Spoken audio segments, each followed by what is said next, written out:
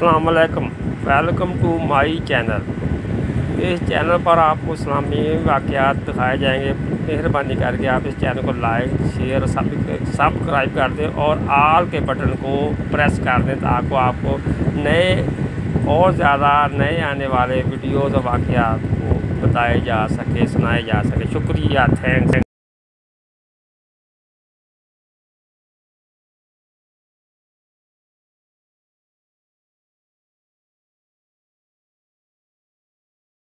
बिस्मिल्लाहिर्रहमानिर्रहीम। आज आपको एक इस्लामी वाक़या सुनाते हैं। मलका बल्कीस का तख्त और सुलेमान अलैहिस्सलाम।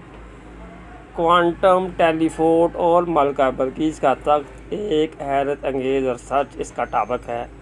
हज़रत सुलेमान अलैहिस्सलाम की ज़िंदगी का यजीम और पुरअसरार वाक़या सूरत नंबल की आयत 23 से शुरू होता है, जहाँ हज़रत सुलेमान अलैहिस्सलाम का हुदहुद मलका बल्कीस के बारे में उन्हें खबर देता है और दो बातों का जिक्र करता है, जिनमें से दूसरी बात मलका बल्कीस के तख्त की तारीफ़ है। यह थ्रेड इस पूरे किस्से को बयान करने के लिए नहीं बल्कि इस रूदात में शामिल एक हाई हैरत अंगेज़ वाक़या पर है, जहाँ हज़रत सल्लल्लाहु ने अपने सरदारों से मुखातब फरमाया कि तुम में से कौन इसके तख्त को मेरे पास के लिए पहले लाएगा। और इसके जवाब में जन्नात में से एक फरीत ने कहा, मैं इस तख्त को आपके पास ला सकता हूँ इससे पहले कि आप अपनी जगह से उठें, और मैं इस काम के लिए ताकतवर हूँ, अमानतदार हूँ। लेकिन फिर इसके बाद एक ऐसा शख्स बोल उठा जिसके पास किताब में से इल्म था कि मैं इसे आपके पास ला सकता हूँ इससे पहले कि आपकी निगाह आप तक वापस पलटे।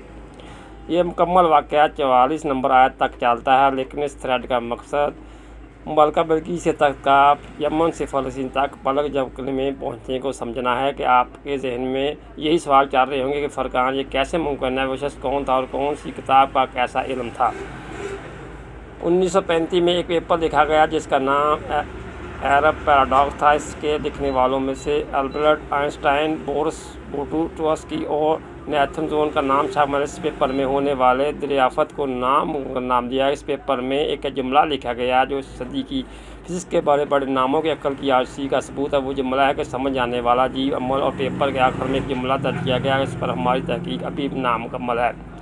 ये रिसर्च पेपर पर 38 साल तक स्टडी होती रही और 1973 में दुनिया की सबसे बड़ी लेबॉर्ट्री सैरन के जॉन बैली नामी साइंसदान ने इस नामुमकिन दरियाफ़त को मुमकिन करार दे दिया। लेकिन अगर आप समझ रहे हैं कि मम्मा सुलझ रहा था तो जो आप गलत हैं, क्योंकि जॉन बैल ने मज़ीद कहा कि मुमकिन तो है, अलबत्ता जो हो रहा है इसके होने की रफ्तार नामुमकिन है।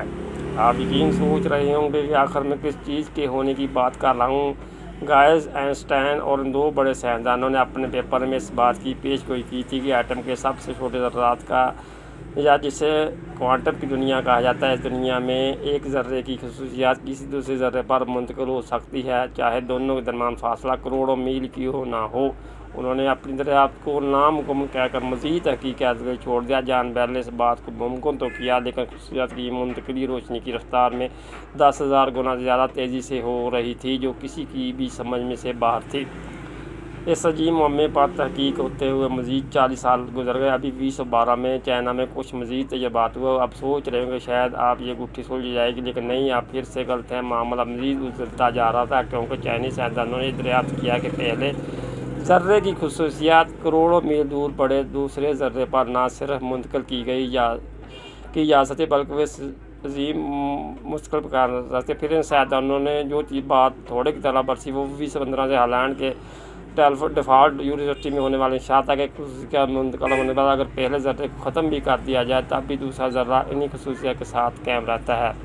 जी, आप सही नतीजे पर पहुँचे, क्योंकि 2015 में बाकायदा तौर पर यह ऐलान किया गया कि इंसान ने क्वांटम टेलीपोजिशन को दरियाफ्त कर लिया है। खुशी और एक्साइटमेंट से भरी इस तरह की दुनिया में तजर्बा तेज़ी से बढ़ गए।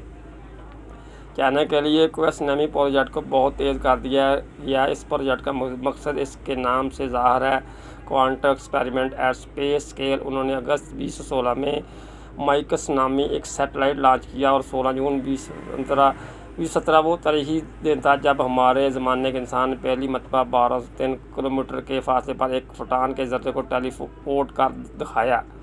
क्वांटम दुनिया की इस बला कर रख देने वाली तहकीकात ने बड़ी बड़ी लेबॉर्ट्रीज़ में तजर्बात की रफ्तार दुगनी कर दी और फोटान से बड़े बड़े ज़रात पर तजर्बात शुरू हुए। और चाइना में से एक साइंसदान पैन जेनीवई ने जर्मनी की हाइड्रोल बल्ब यूनिवर्सिटी में ऑर्बिटम नामी धातु के 100 मिलियन एटम को तकरीबन आधे मीटर के फासले पर टेलीपोर्ट किया। रोशनी की रफ्तार से तेज़ एक जगह से दूसरी जगह चीज़ों का पलक झपकने में पहुंच जाना आज हमारी निगाहों के सामने मुमकिन है, और तेज़ी के साथ पलक के सामने भी और पोशीदा लेबॉर्ट्री में भी इस पर तहकीकात किए जा रहे हैं। हम इतना ज़रूर जानते हैं कि जानदारों का टेलीपोर्ट करने पर 2018 से तहकीक हो रही है, जिससे पौधों में फोटोसेंसिंग करने वाले माइक्रोब का इस्तेमाल किया जा रहा है। इंसान ने तो अभी सिर्फ इस हैरतअंगेज़ और नाकाबिल यकीन टेक्नोलॉजी की सिर्फ सतह खुर्ची है, लेकिन बात यहाँ ख़त्म नहीं होती। आपको याद है हज़रत सल्लल्लाहु के इस वाक़े में एक अफरियत भी था जिसने कहा था, मैं ताकत रखता हूँ कि आप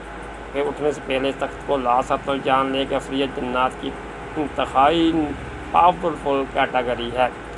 इस वाक़े पर तहकीकात के दौरान मुझे हसन नसरी की किताब अल-काफ़ी पढ़ने का आगाज़ हुआ, जिसमें वो लिखते हैं कि तख्त का आना ऐसे ही मुमकिन था कि तख्त और उनके दरमियान फासला सिमट जाए।